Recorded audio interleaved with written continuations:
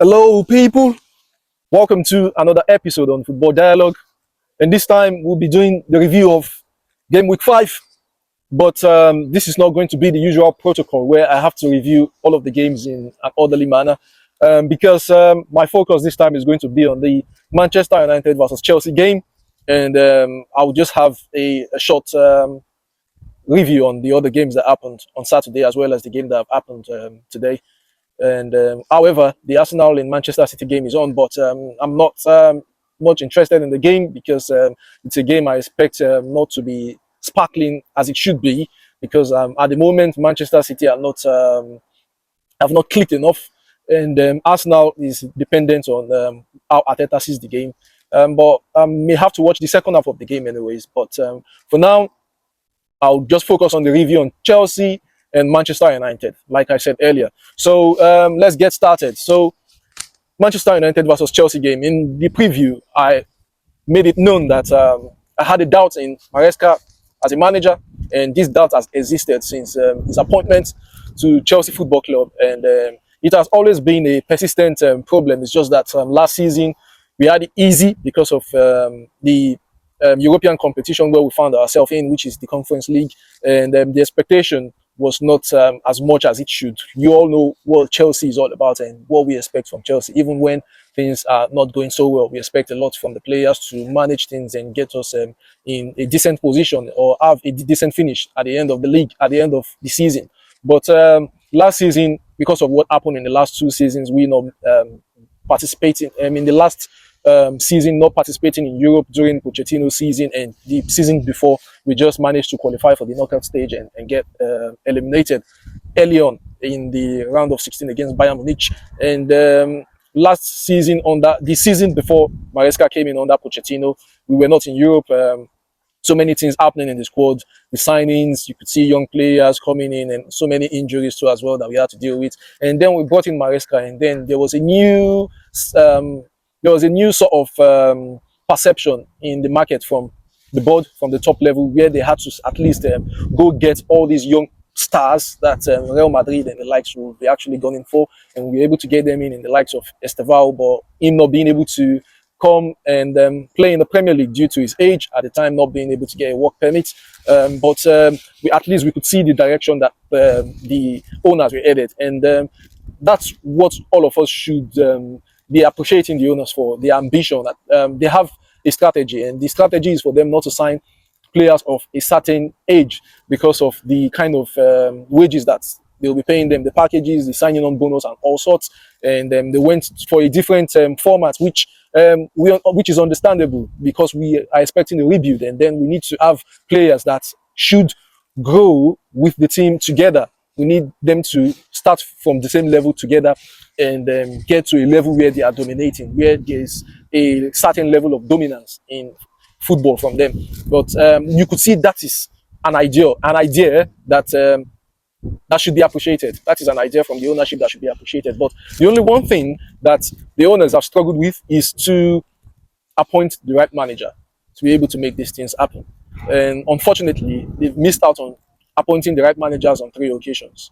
And that has been very, very frustrating, to be honest. But so many people were like, Maresca is a guy, after they saw what he was doing and him banishing players, doesn't want this, doesn't want that. He is the same player that said he never needed Chalobah, but Chalobah came into the season, half into the season, and he was able to make us fight for a particular position in the league that have brought us to the Champions League. And it's just unfortunate that you still have some fans still thinking Maresca is that manager that can get us to the level that we want to be at a football club. And they said he knows how to manage the players and all that. So from my own point of view, that is very incorrect, saying he knows how to manage all the players. He might have a good personal relationship with them, which is part of managing the players. But managing the players, at least to get them to the level that we want to see them as footballers, is much more like a 70% of what they are able to do on the pitch. The setup that the manager has created, then personal management can be an extra to what he has been able to do with them on the pitch,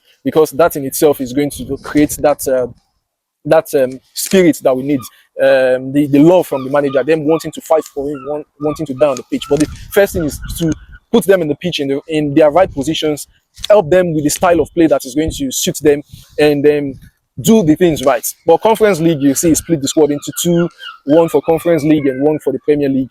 And everything started. I saw that Maresca is never going to be the guy. When we played Newcastle at home, we played them so well, we won 2-1. And then we went to play Newcastle in the Cup at Carabao during Carabao Cup. We played them in the Cup and it went with a totally different team. And we went to Newcastle and we lost 2-0. That means that he doesn't know what he's doing, to be fair, as a manager. You don't come into the league and just throw away a cup just like that, because that can be an avenue where at least the club gets a hand on the trophy. But fortunately, there's Conference League that the expectation is for us to win the league, to win the trophy, whether we have a manager or not. The players are capable of coaching themselves and getting over the line and getting their hands on the trophy. So I'm not going to put that on the manager. And so many people are saying the objective of the season was to get into Champions League and to win the Conference League. That is not for me. That is never for me. For the manager to say he's going to get Champions League and get Conference League as the minimum requirement. No, we don't do minimum requirements here. Even if he met the minimum requirement, you have to look at how things are played out, which he did meet the minimum requirement, but we need to see how things played out all through the season. And that is where we are going to get to, where I'll start to touch base on all of that bit by bit. So, this is a manager that we had Renato Veiga, who we know his position, who we know how he can play. This manager asked him from the team because of how he misused the player. And Veiga is right. For everything that he has done is right, because he saw what the manager is trying to do with him, inverting him from left back and inverting into the midfield, and him being a second choice to Cucurella for that. Knowing fully well that our defense is struggling, you have asked Chalobah from the team. Fofana is not in the team. So many other players are struggling with injuries, in the likes of Badiashile too as well. Disasi being in and out of the team, not being a first teamer, and the first teamer just being Levi Colwill. And then he saw that there's an opportunity for him at least, but Levi Colwill being our left centre-back did not give Renato Veiga that chance to be a left centre-back. However, Levi Colwill struggled for some part of the season, earlier on especially, he struggled, and that was the opportunity for Maresca at least to have a trust in Renato Veiga, because we can't say he's not good enough. He's good enough to at least be better for us. We are all pointing to Arsenal and all of the players that they have, that we should have signed this, we should have signed that, but football is in black and white. Football is in black and white. What Arsenal have done is somewhat similar to what our owners are doing. Gabriel was never an established superstar. He was brought in from France, from Lille, just like how Disasi was the captain of Monaco and very good player for Monaco at the time. And then we brought him in, but see where he led us to. Not just Gabriel, not just Disasi. We also have Badiashile, who was a top player too, where he was. He played for Henry. I can't remember the team. I guess it's Monaco too as well. And then we saw what he has turned out to be. It's because of different managers and their mismanagement of the squad players that we have. That is what has led us to where we are now. Saliba was not an established superstar. He was from France too as well. But you can see the partnership that both of them have created at Arsenal due to the trust and the setup that the manager in Arteta has put in place for them to be able to thrive.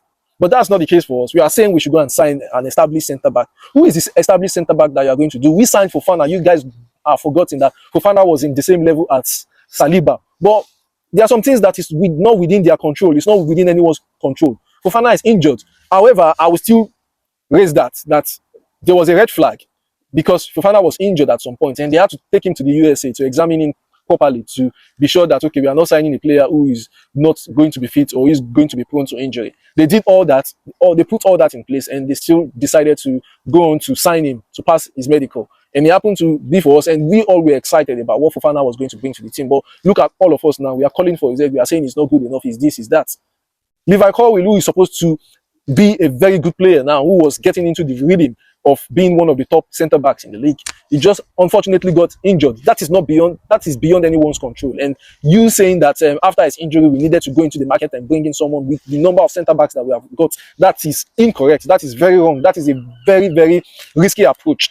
And this is something that we have done in the past. We signed Koulibaly, who was an established superstar, but Koulibaly did not fit into our squad. He didn't give us what we expected from him, what we thought he's going to bring to our team from Napoli. So everything is not black or white. It's not black and white. You guys need to understand.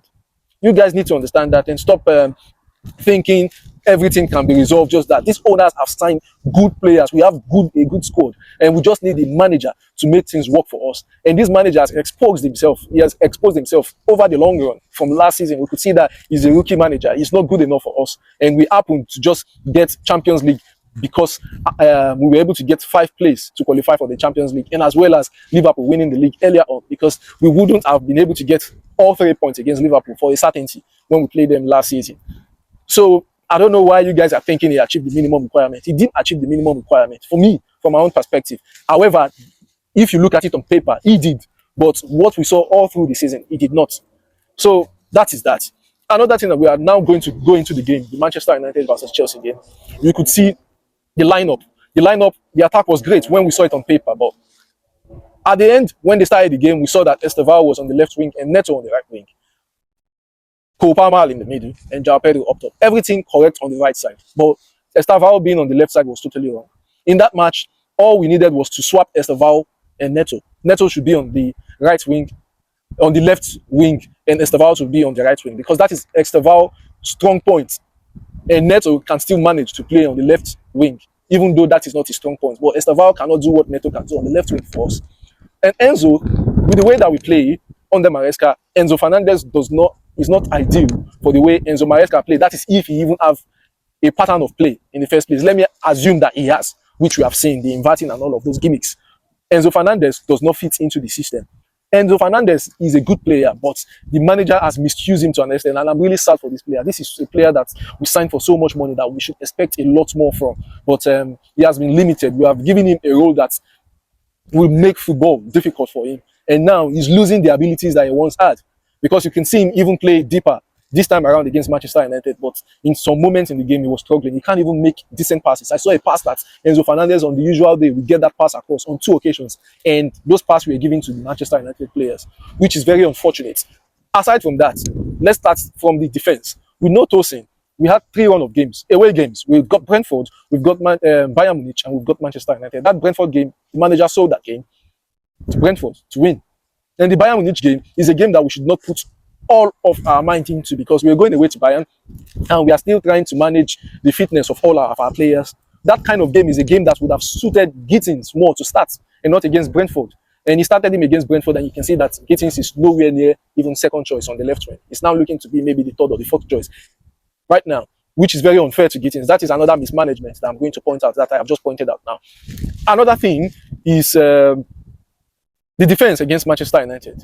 You have decided to do away with Tosin. This is a game that we needed Tosin against Manchester United, knowing fully well that they are going to start Sesko, and we need to deal with area ball. And like I pointed in the preview, I said Tosin is ideal for any team that has a striker who is an aerial threat, and as well as has a containable pace that our defense can manage. That is the ideal attack, that ideal striker that you should start Tosin against.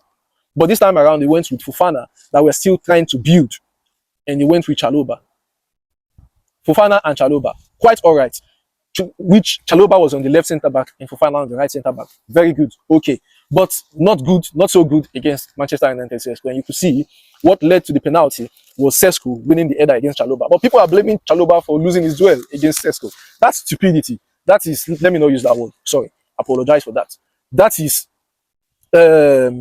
not, what word will I use? Because it is just, it's a rage from fans that they should not even express in itself, because we are finding it in so many occasions that people lose headers. Chalobah is competing against someone who is much taller than he is, and they are jumping for the ball. He can go either ways. He lost the ball does not mean you should come for his head. Chalobah is a good player, and he has been good for us. He's not a player that we should be coming at right now, because he's one of our most stable centre-back in terms of, outside of Colwill, in terms of his fitness level, in terms of what he can give to us. And you can see he got a goal in the game as well. The only goal that we could get against Manchester United came from Chalobah. So I don't know why people are coming for him for losing that. And another thing I'll point out, I'm not a fan of Sanchez, but why are you blaming Sanchez for what he has done? Sanchez did not do anything really in the game. He didn't do any wrong. But the manager is blaming Sanchez that he should have let the Mbomo score. No, that is not how to hide. You can't hide under the boss, Maresca, to say you will prefer to allow us be losing by a goal than for us to be a man down. That is not the way to deflect, to hide for the the madness you did in that match. That's a sackable, that's a criminal offense in itself, Maresca. And it's because you are a rookie manager, you are a championship manager. That is why you reacted the way that you did. Chalobah, Sanchez, normally Sanchez, the ball was loose. And we understand goalkeeper, they always want to come and help when the defense is open, because you could see the line between Fofana and Chalobah was huge. You can't have that huge line gap in that area. And that is where Sanchez is going to come and fill in when there's that huge gap. And Sanchez tried his best. He was not just fast enough. Even though when the ball is coming towards the goalkeeper, the attacker are usually at a disadvantage because the goalkeeper is running forward and the ball is coming towards him. So the attacker needs to even believe more that he's going to win the ball. And Sanchez had that belief too, that he could get to the ball first. But unfortunately, Mbeumo was just way, way faster. And he got to the ball first. He was trying to kick the ball. So even if he did not even touch the ball, Sanchez and Mbeumo went. Mbeumo, both of them, these are two players on motion, and it's likely that there is going to be a collision. Sanchez was running to the ball, and it's very difficult for somebody who is not used to running, to be able to have good control of his speed or manage his speed. You could see that he's somebody who is always in the goal area. He's not used to running about like other players. So you can't really blame Sanchez for that. It's just a mistake that happened too early in the game, and something that we paid for, because Maresca is the manager and we paid for it. And look at his reaction. You can't make double change early on in the game. We understand that you have only 3 moments to make 5 substitutions, and most managers in their first sub, they always want to bring in 2 players. But this is 5 minutes into the game, Maresca. You can't bring in 2 players at once. And even if you are going to be bringing 2 players, you can't take off your 2 wingers at once. That in itself was the killer, because taking off Neto from that game is where we needed him. Neto has got a defensive mindset, and he's someone who was going to help us defensively. But that wasn't the case, because he's not in the game anymore. So he limited what we can actually do from a defensive point of view. So that aside, Neto is there and Estevao is there. Estevao taking off for the new goalkeeper, that's fine. Then Neto was taking off for Tosin. Why are you bringing Tosin into the game for us to have 3 centre-backs against a Manchester United team that are struggling? Manchester United, even with a man down, is a team that we are capable of beating. It's a team that we are capable of beating, and we should have. But we could see that's another fault of Maresca. At least this is something that the consensus agree with, that everybody were going at him for. And that happened. 2 players in. Cole Palmer had an eagle again, which is growing, and he had to come off. But why are you bringing Andre Santos for Cole Palmer? That should have been if he actually made a mistake in that first 5 minutes, because it was just a sudden reaction. He would have adjusted with his substitution of Cole Palmer. Because now only João Pedro is there and Cole Palmer is to assist here. And now you are now taking off Cole Palmer to bring somebody who is more defensive than attacking in Andre Santos, when we've got all of the G's on the bench. The Georges, let me not say Georges. We've got George, we've got Gittins, we've got Garnacho, we've got Gusto, but Gusto is a defender. So the 3 G's that we've got on the bench that can help us to contribute in the attack is Garnacho, Gittins, and George. But you don't trust Gittins, not a problem, because Gittins has not kicked well for us, so there was no need to bring him in. George, you are still misprofiling George, because you brought him in late in the game and he came on as a striker. Maresca, what are you doing? I don't know. Then the last person is Garnacho. Garnacho should have played that game, and that was the point in time you should have brought in Garnacho into the game. Garnacho played and he looked fit, and we can see that he's adapting to our training and what we are doing in the training. So this was the point where you should have brought in Garnacho for Palmer and allow Garnacho to be able to make those runs for us in behind, while João Pedro sort of do the hold-up play and try to link up. Garnacho would have helped him better than Andre Santos coming into the game at that time. That was not where we needed Andre Santos. We will have Garnacho, and Rhys James will have the license to bump in forward. And if you were now going to make another change, the change that you should have made was to bring out a centre-back in the game early on, when we saw that we were balanced and we were putting... Manchester United became afraid, and after that Casemiro red card, that was what you should have done immediately. As a manager, this is just common sense. You should have taken either of Tosin or Fofana, but let's say Fofana, because he was getting tired, and you just brought Tosin in the game early on. But let's say you take off Fofana, you should have brought in then, let's say, maybe Gusto. Gusto can stay back and Rhys James will play on, will focus on the right wing and start giving us those crosses and attacking. He can shoot as well, if you want to manage your defense to an extent. Or don't bring in Gusto at all. Just go all in for Manchester United, because they were there for the taking. I know you want to be pragmatic, because you don't want to go front too much and concede the 3rd goal. You want to manage the game because we still have more time. That's understandable. But the last sub was stupid again. So let's say you made 2 mistakes. You made the 3rd mistake again by bringing in George and Gusto. Who does that? And look at who you replaced with George and Gusto. Wrong sub.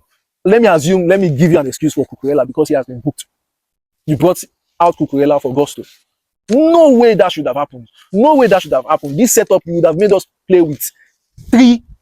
The center backs that we have, you would have made them just stay in the game or bring out Fofana.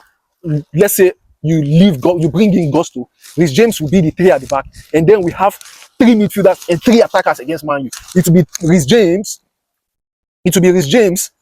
Let's say we replace Fofana. It will be Rhys James, Tosin, and Chalobah. Then in the midfield, it will be Santos, Caicedo, and Enzo. Then in the attack, it will be Pedro, Garnacho, and Gusto.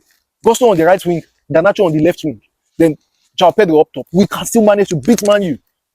But your substitutions were just erroneous.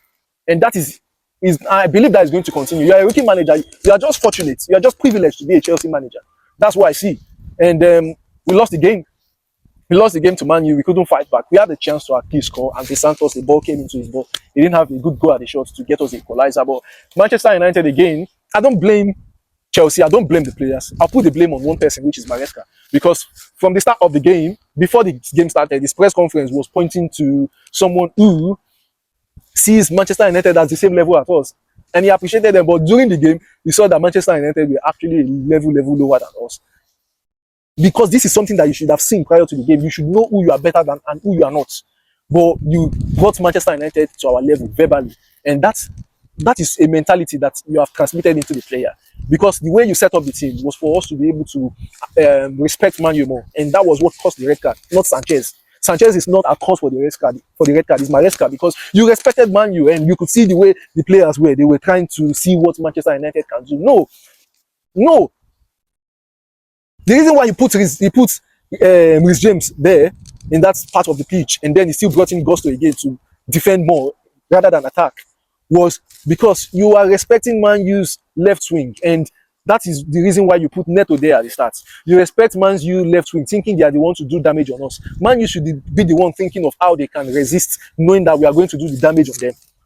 That was why you put Neto there, because you were scared that Man U's left is their only way to penetrate into our attack, and then you put Neto there to defend more for us. Rhys James there to cover, to deal with Dogu. Imagine, Dogu should be thinking of how he should deal with Rhys James. When they attack like that, Manchester United attack like that, and see the way that we retaliate, they are going to go back. They are not going to attack again. But they saw that we were scared, we were panicking, because that is the mentality you gave the players at the start, and you gave me myself, because I saw that in what you were saying in the press conference, respecting Amorim. Who is Amorim? What has Amorim achieved? But you are on the same level as him. That is understandable. That's understandable, and that is why you should not be a manager of Chelsea. You should tell the owners that you are not capable of handling this club. This club is bigger than you. The owners should understand that Maresca does not need to. It's the players, the squad, the players that should grow in the squad and not manager. You can't come to Chelsea and want to develop yourself as a manager at Chelsea Football Club. You should be in a mid-table club or a club that is fighting for relegation. You are going to use them to learn. You can't come and use Chelsea to learn. We shouldn't be that club. That's where the owners are making a mistake. And that's what I have problem with. That's what I have problem with. Big problem for us. And I hope the owners can actually see this and understand that Maresca is not that guy.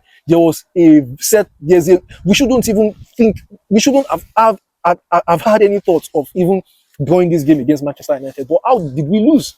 It was just too sad. It was too sad to see. And however, Man U think is to their benefit. That win against Chelsea was, they think it's +3 points. That is -3 points.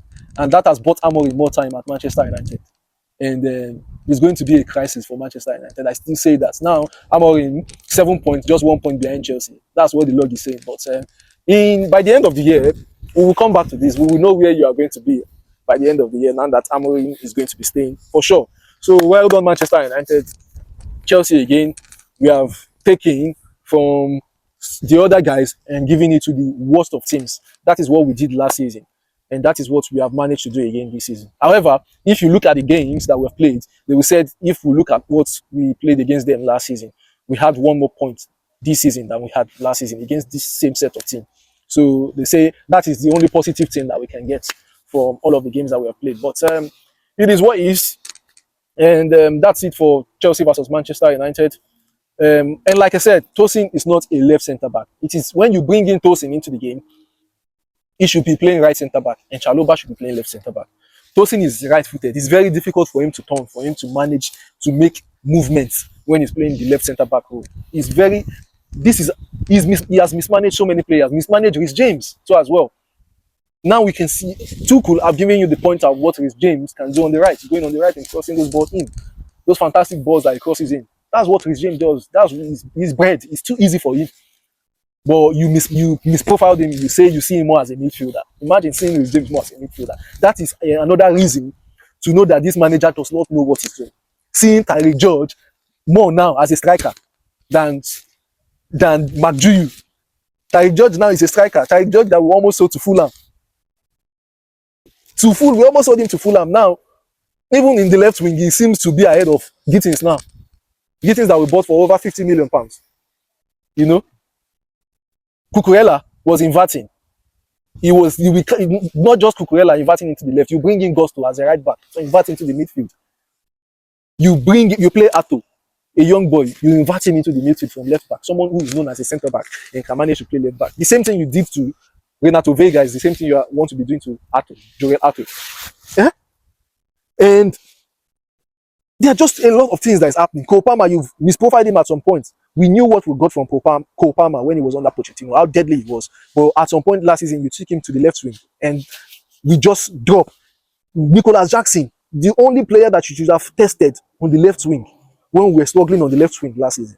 And let's see what we were going to get from him. You never even tried Nicholas Jackson on the left wing. He was always a top 9 for us.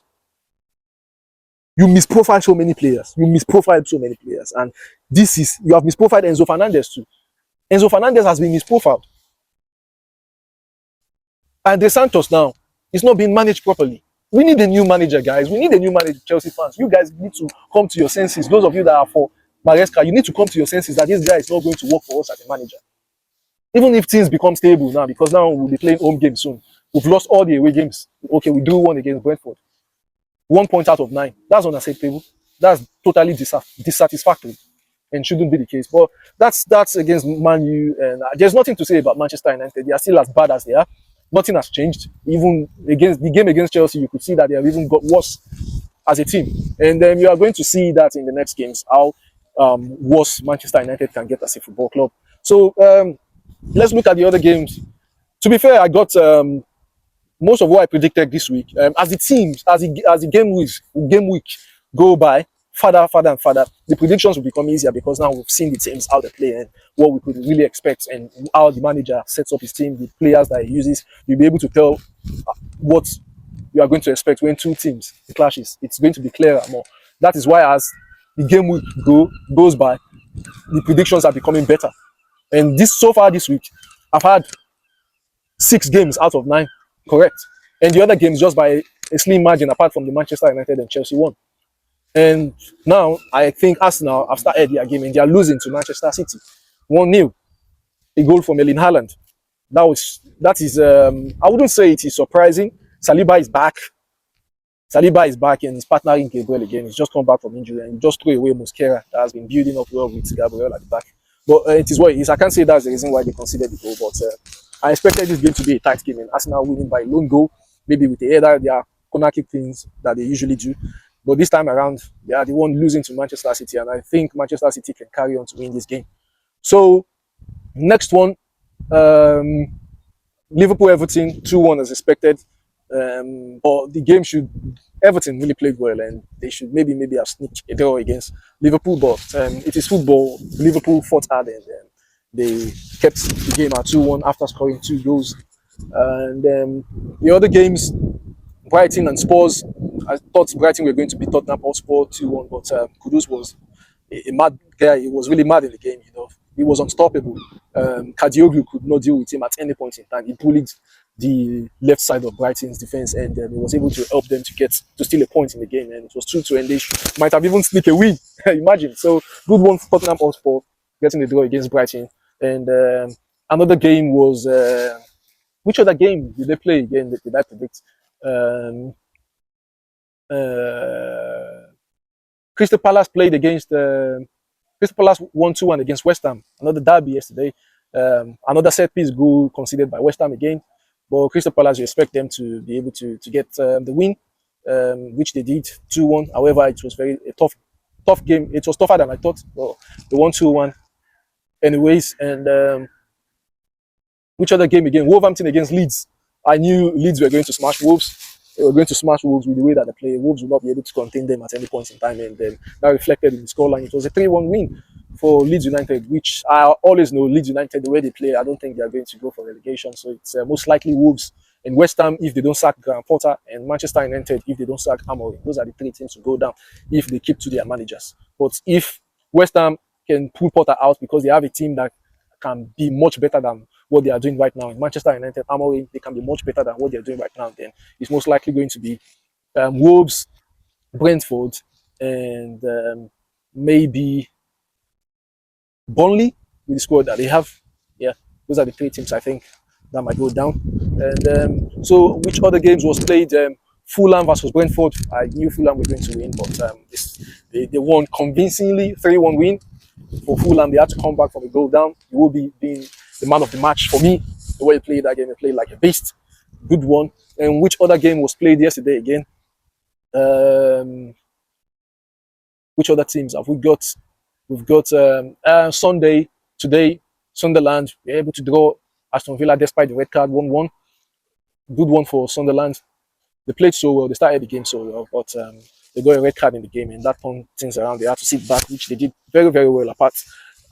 Apart from that, I think they did very well after going a man down. And the only goal they considered a goal for Matikash, which was you don't always expect Matikash to shoot from outside the ball. Well, he shoot the ball, but the expectation was the goalkeeper to make the saves, but he didn't punch the ball well, and he punched the ball into the net, and that was 1-0. And they responded, Sunderland. I know these guys are going to fight, and they are fighting like I expected because they showed intent in the market. They brought in players that can fight for them, and they are seeing the result now, which is a good one for them. Sunderland and Villa 1-1. And the other game was Bournemouth-Newcastle. I expect Bournemouth to be able to beat Newcastle, but you could see that Eddie Howe put on his thinking cap. He set up his team, put in three at the back: Botman, Bone, and Malik Thiaw from AC Milan, and then he put Livramento and Lewis all on the wing back row just to be able to contain Bournemouth pace and the strengths that they have in their attack. And Bournemouth, obviously, you could see that it was a response to a manager. Newcastle responding to Bournemouth in that way shows their appreciation of the level that they are as a football club, and that is thanks to Andoni Iraola. Andoni Iraola has set up Bournemouth in a way that is difficult to contain. So they had to use three at the back. Newcastle, that are in the Champions League, had to use three at the back to contain Bournemouth. At least it's a good one from Eddie Howe, knowing your level, knowing that if you play your football, Bournemouth are going to completely destroy you. And Bournemouth were shocked with the way that they play, but Bournemouth were the one closer to scoring, I think, than Newcastle. So it shows how good they are, even though they played against a three at the back setup that the manager, I think, did not really prepare for or did not expect. So that's what you should do. Football is a game of chess, and you have to be smart. And Eddie Howe was smart. Not saying Andoni Iraola is not smart. He's very smart, but we never think Newcastle were going to do that, which shows how clever Eddie Howe was, knowing that a point in this game was going to be very good for them. So and next one is the game against Arsenal and Manchester City. Like I've said, I expected a tight game and Arsenal winning 1-0, but they've already considered it against Manchester City, which means that Arsenal will definitely not get a result from this game. And Arsenal fans were laughing at us when we lost and thinking, because most of our fans thought we were going to compete for the title. Yes, we still think we can. We have got the squad, but it's just the manager that is limiting us. But you've got your signing, Gyökeres, you've got Eze, everything you need, and most of you think you are going to win. You can win both the Champions League and the Premier League, and we are going to see how that is going to work out for you guys. Now you're losing, which means that you are going to lose, because I never expected Man City to score. I was thinking you guys were sneaking a goal from the set piece against Manchester City, but now that they've scored, it's going to be difficult. And Manchester City have changed because they have done away with Czechia, and I know he's not playing, who is the attacking left full back. Now they are playing a Riley who can actually manage the game much better than Aït-Nouri. And Rodri is back and is looking to get a run of minutes and is looking to be match fit. And Foden is looking to be in top form. Doku special now, not just scoring goals, he's creating chances too as well. And Haaland is scoring goals again. But I think your defense can contain him But now that Elinada has scored already, I don't think you guys have a way back into the game, despite you being at the Emirates. So that's 2 losses on the bounce, not on the bounce actually. Yeah, 2 losses already in 5 games out of 3. So you are now moving like Chelsea of last season, where you beat the small teams, managed to beat the small teams apart from those relegation battlers, and lose to the big teams. So now you can't even beat big six anymore, what you used to boast about. So you not being in the big six anymore means that you are definitely not ready to challenge for the title, and Liverpool seem to be running away, and they're already giving you the gap despite them not clicking so far, because they have not clicked. If Liverpool raise their JF, because currently I think they are still in J3, if they get to J5, it's going to be done for all of us. So it's going to be maybe a season where if you think I cannot compete, we'll see how that is going to look like at the end of the day. Hopefully, let's see, maybe Maresca starts having a little bit of sense. We just need a little bit of sense for us to be able to get to where we want to get to as a football club. But for us now, I always know you guys are going to never get your hands on any trophy with the way that you play, and it's just going to be near misses, near misses. But this time around, now that Liverpool are far superior on paper, I think it's not going to be a near miss anymore. So Liverpool are getting it, and Chelsea, you yourself, Arsenal and Man City are the teams to battle it out with them. But I think they are going to just it's supposed to be a 4-horse race or a 3-horse race at the least. But with the way Liverpool are, it might just be a no-horse race, because it's just Liverpool putting their hands on the trophy right now. So it's outside and it's feeling cold, and I think I'm done with my review for the day. I think, yeah, a sad weekend because we lost to a Manchester United that we should never have lost to. And yeah, Arsenal losing for sure now is making me happy, because I know they are definitely going to lose against City after conceding the goal. So I think it's going not to be a bad week. At least we can share our pains with the Arsenal fans and then have a go at them again like we always do. So yeah, and that's it on Football Dialogue today. And I think there's one more game that I didn't talk about. I can't remember what game it is. Let me think now. I've talked about Tottenham, Brighton, Everton. I've talked about Brentford. I've talked about Fulham. I've talked about West Ham. I've talked about Wolves. I've talked about Leeds. I've talked about Crystal Palace. I've talked about which other teams have we got? We've got a couple of teams in London. I've talked about all the teams in London, Manchester, two of them, yeah. Talked about Newcastle, yeah. Sunderland, yes. Villa and Wolves, yes. Birmingham. And I think that's that. That's that. All right then. See you guys on the next one. Bye. Take care.